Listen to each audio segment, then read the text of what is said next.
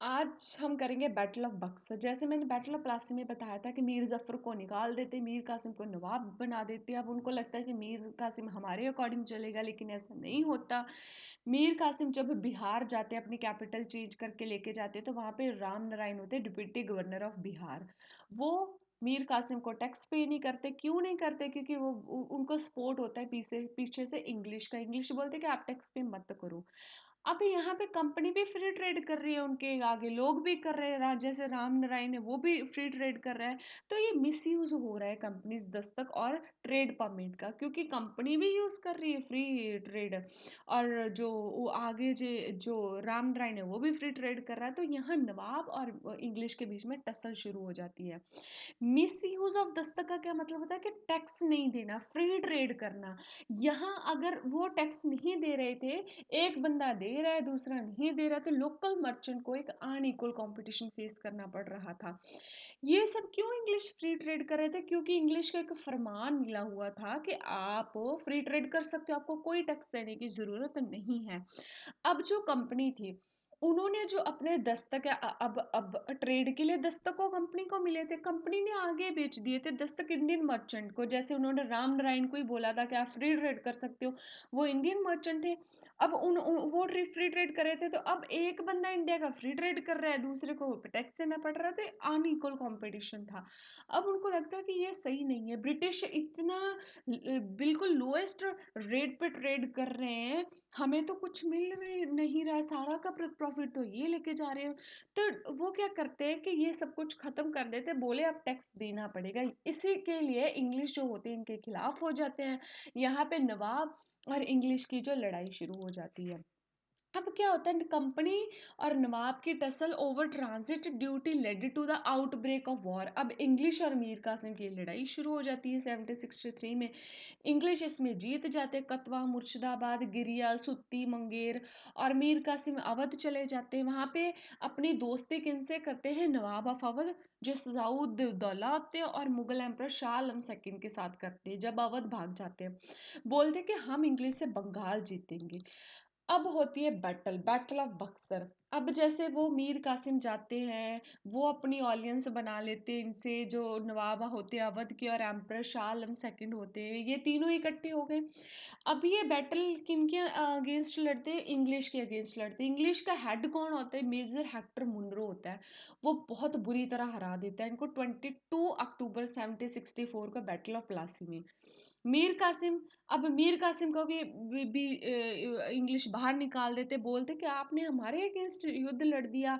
तो हरा तो देते, लेकिन बाहर भी निकाल देते। और नवाब ऑफ बंगाल जो होते, फिर से मीर जो होते हैं ना जफर, जिनको पहले बैटल ऑफ प्लासी के बाद में निकाल दिया होता है, तब फिर उनको लेके आ जाते हैं। तो अब उन्होंने इस बैटल ऑफ बक्सर में इंग्लिश ने नवाब को भी हरा दिया, जो अवध के होते हैं, जैसे शजाउद्दौला होते हैं, और एम्परर को भी हरा दिया। और अब यहाँ पे पता चल चुका था कि अब जो सुप्रीम पावर है वो इंग्लिश ही होगी, इसके अलावा कोई और पावर नहीं होगी। अब इंग्लिश ने सभी को तो हरा दिया था। अब इंग्लिश को लगता है, ब्रिटिश को लगता है कि मीर कासिम ने हमारे अगेंस्ट बैटल लड़ा, अब हम तो इनको रखेंगे नहीं।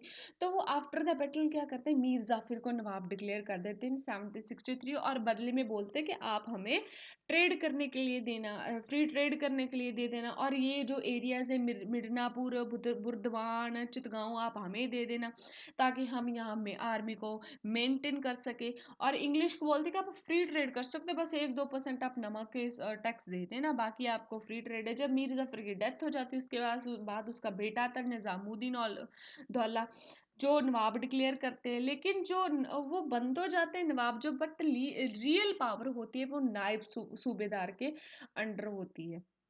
तो अब इसके बाद होती है ट्रीटी ऑफ इलाहाबाद। अब बैटल हुआ, इंग्लिश ने हरा दिया। तो ट्रीटी ऑफ इलाहाबाद में क्या था? जो रॉबर्ट क्लाइव होते हैं, इन 1765 में एक ट्रीटी कर लेते हैं। एक तरफ तो उन्होंने नवाब ऑफ अवध को हरा दिया होता है, जैसे नवाब शजाउद्दौला, उनके साथ ट्रीटी करते हैं कि आप इलाहाबाद और कारा शाह आलम सेकंड को दे देंगे, और जो 50 लाख रुपया वो कंपनी को देंगे क्योंकि हमें लॉस हुआ है। और जो गिव बलवंत सिंह जमींदार ऑफ बनारस की जमींदारी जमींदारी बलवंत सिंह को देंगे, फुल पोसेशन ऑफ इस स्टेट। तो ये ट्रीट ऑफ इलाहाबाद 2 पर्सन्स के साथ होती है, कि नवाब ऑफ अवध के साथ, दूसरी एम्पर के साथ। जो नवाब ऑफ अवध जिसके साथ मीर कासिम ने दोस्ती की होती है कि हम इंग्लिश से बंगाल कैप्चर करेंगे, वो पहले पर्सन थे नवाब शिजाऊ उद दौला, जो थे नवाब थे अवध के। तो उनके साथ ये ट्रीटी कर रहे थे कि आप इलाहाबाद दे देना, कारा दे देना, शाह आलम सेकंड को 50 लाख रुपया कंपनी को देंगे, बलवंत सिंह को जमींदारी देंगे बनारस की। तो दूसरे होते हैं जो एम्प्रर, वो होते हैं शाह आलम सेकंड। इनके साथ क्या डिसाइड होता है, इनको बोलते कि आप इलाहाबाद में रहोगे जो नवाब बन के, लेकिन आप हमारी प्रोटेक्शन के अंडर रहोगे, जो भी काम करोगे हम आप पे नज़र रखेंगे। ईशु फरमान, अब इंग्लिश को फरमान मिल जाता है कि बंगाल, बिहार, उड़ीसा पे ये ट्रेड कर सकते, रेवेन्यू इकट्ठा कर सकते हैं, और इसके बदले में वो 26 लाख रुपए एम्पर को देते हैं। लेकिन प्रोविजन ऑफ 53 लाख अब कंपनी को देना होता है निजामत फंक्शंस के लिए, क्योंकि कंपनी एम्पर को बोलती है कि भाई हम आपको मिलिट्री, डिफेंस, पुलिस, एडमिनिस्ट्रेशन दे रहे हैं, तो आप हमें 53 लाख इसके बदले में देंगे। अब रॉफ्ट क्लाइव एरिया जीत तो लेते, लेकिन वो इस एरिया को लेते नहीं है। क्यों नहीं लेते? क्योंकि अगर वो अवध को लेते हैं तो उनको मराठा के साथ, अफगान के साथ लड़ाइयाँ लड़नी पड़ती है, इसीलिए वो अवध को एक बफर स्टेट ही रहने देती हैं। और Clive's arrangement with Shah Alam सेकीन was inspired by practical consideration। And अब ये अब देखो, जो शाह आलम सेकंड था उनके साथ ट्रीटी हो चुकी है, तो वो एक अब रबड़ स्टैंप बन जाता है कंपनी का, जो भी कंपनी करेगी उसको उसके अकॉर्डिंग ही चलना पड़ेगा। Beside the Empress of Farman legalized the political gain of the company in Bengal, Mir Qasim को बाहर निकाल दिया जाता है, बंगाल के जो थ्रोन से हटा दिया जाता है, वो 70-77 में उनकी डेथ हो जाती है। अब ड्यूल गवर्नमेंट इन बंगाल 70-65 और 70-72 तक रहती है। अब ये क्वेश्चन था कि ड्यूल गवर्नमेंट लेके कौन आता है? ड्यूल गवर्नमेंट रॉबर्ट क्लाइव लेके आते हैं। ड्यूल गवर्नमेंट का मतलब क्या होता है? कंपनी दो तरह से एक्ट करेगी, एक एक पावर कंपनी के अंडर होगी, दूसरी पावर नवाब के अंडर होगी। कंपनी के अंडर कौन कौन सी पावर होगी? एक दीवानी और एक निजामत। दीवानी का मतलब होता है टैक्स इकट्ठा करो, कलेक्ट रेवेन्यू, और निजामत का मतलब पुलिस और जुडिशियल फंक्शन, ये कंपनी के अंडर रहेंगे। इसके लिए कंपनी एक नवाब अपॉइंट करेगी, दीवान अपॉइंट करेगी, ठीक है, डिप्यूटी सूबेदार अपॉइंट करेगी। अब जो दूसरा, जैसे मैंने बताया, दो के अंडर पावर होगी, एक कंपनी के अंडर, एक नवाब के अंडर। कंपनी के अंडर सारा कुछ चला गया था, दीवानी भी कंपनी लेके चलेगी, निजामत भी कंपनी के अंदर आ गया। तो अब बस जो नवाब के अंडर सिर्फ बचा था, वो एक सिर्फ पीस एंड ऑर्डर बचा था।